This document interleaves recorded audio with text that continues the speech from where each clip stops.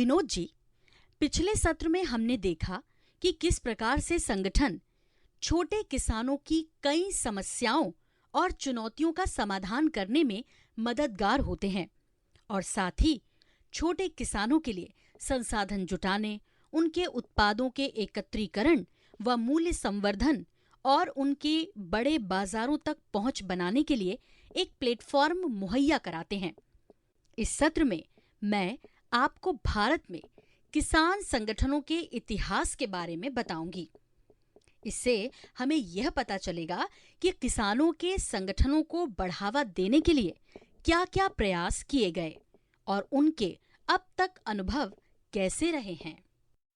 हम यह भी देखेंगे कि किसान उत्पादक संगठन एफपीओ के दो अहम स्वरूप, पहला सहकारी समिति और दूसरा उत्पादक कंपनी, किस तरह भारत में अस्तित्व में आए और अब तक का इनका कामकाज कैसा रहा।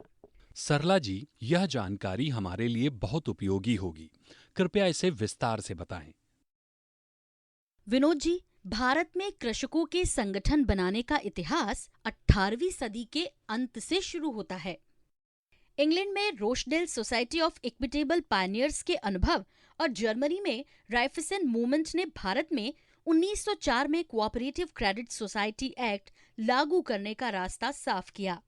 शुरुआत में कृषक सहकारी संगठनों का गठन उन्हें साहूकारों के शोषण से बचाने के मकसद से हुआ।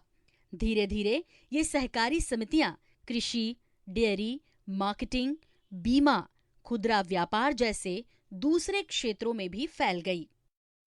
विनोद जी, समय के साथ कई दूरदर्शी नेताओं ने भारत में किसान संगठन या सहकारी समितियों के प्रचार प्रसार में भूमिका निभाई।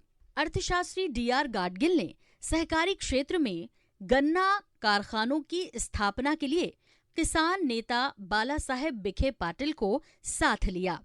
उन्होंने पूरे महाराष्ट्र में बड़ी संख्या में गन्ना सहकारी समितियों की स्थापना की।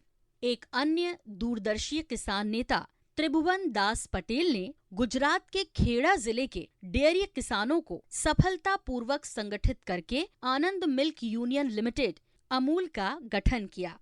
विनोद जी, इतना ही नहीं, इन उत्पादक संगठनों को मजबूत करने और निजी क्षेत्र से प्रतिस्पर्धा करने के उद्देश्य से त्रिभुवन दास ने 1948 में एक युवा पेशेवर वर्गीस कुरियन को साथ लिया। वर्गीस कुरियन ने सरकार के सहयोग से पूरे भारत के सहकारी क्षेत्र में अमूल पैटर्न की शुरुआत करने के लिए पूंजी हासिल करने में कामयाब हुए और 1965 में national dairy development board (NDDB) की स्थापना की।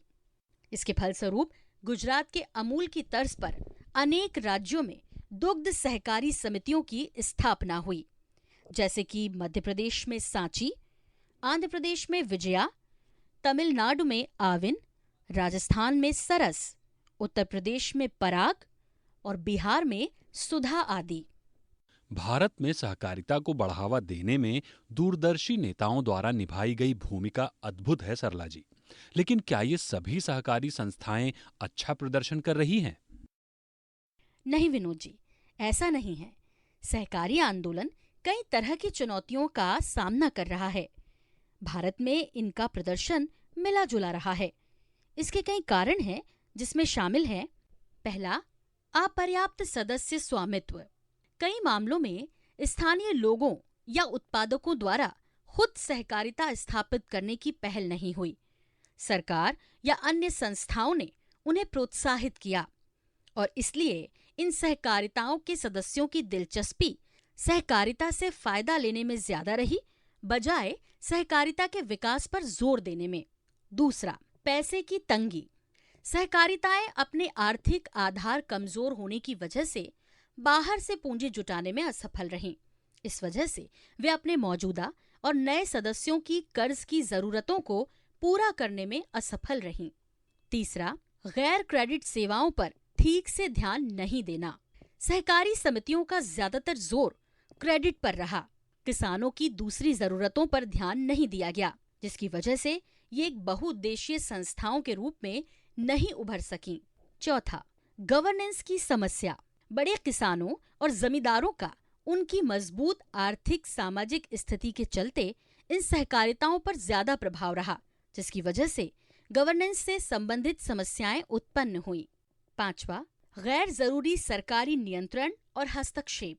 केंद्र और राज्य सरकारों ने अलग अलग क्षेत्रों में सहकारिताओं को बढ़ावा देने में अहम भूमिका निभाई, लेकिन इसके चलते सरकारी नियंत्रण और दखलंदाजी भी बढ़ी, जिसका सहकारिताओं के कामकाज पर कई मामलों में विपरीत असर पड़ा। 6वां, पेशेवर व्यक्तियों को आकर्षित करने में असफल। कुछ एक अपवादों को छोड़कर ज्यादातर सहकारिताएं काबिल पेशेवर लोगों को अपने से जोड़ने में नाकाम रहीं। ओह, इसका मतलब है कि सहकारी आंदोलन आगे नहीं बढ़ सका। सरला जी, फिर आगे क्या हुआ? विनोद जी, तमाम उतार चढ़ाव के बावजूद भी ये सफर जारी रहा और इस दौरान कुछ दिलचस्प घटनाएं भी हुईं।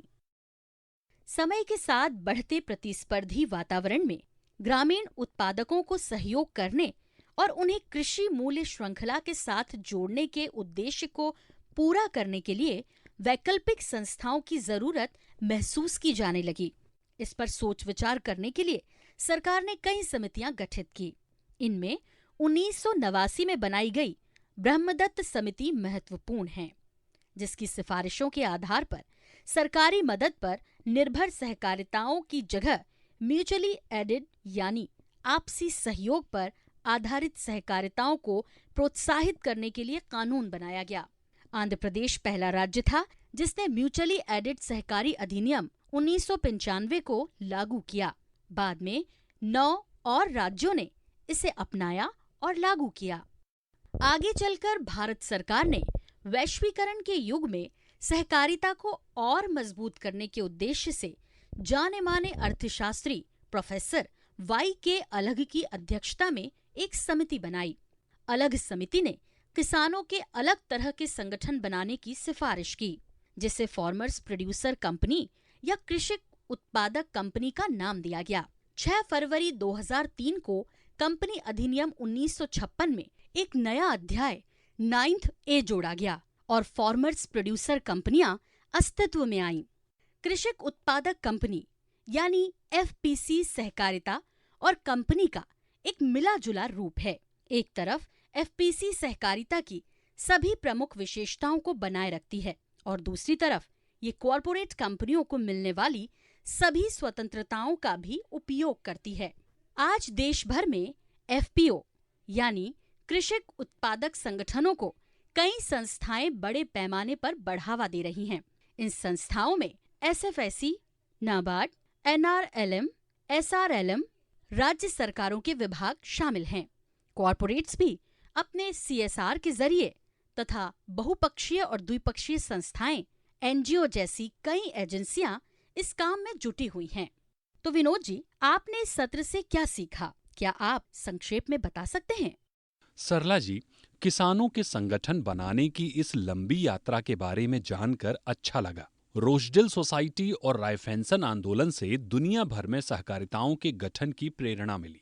भारत में सहकारिता की अवधारणा 18वीं सदी में अपनाई गई। शुरुआत क्रेडिट सोसाइटियों से हुई, लेकिन बाद में इन सहकारिताओं का धीरे धीरे खाद, बीज, मूल्य, संवर्धन और मार्केटिंग जैसे दूसरे क्षेत्रों में भी विस्तार हो गया। दूरदर्शी किसान नेताओं और पेशेवरों ने सहकारी समितियों की सफलता में अहम योगदान दिया। इनमें कुछ बेहतरीन उदाहरण है अमूल, मुल्कनूर, इफ्को, क्रबको और गन्ना सहकारी समितियां। कृषक उत्पादक कंपनियां किसान सहकारिताओं का ही एक नया रूप है, जिसे आजकल खूब बढ़ावा दिया जा रहा है।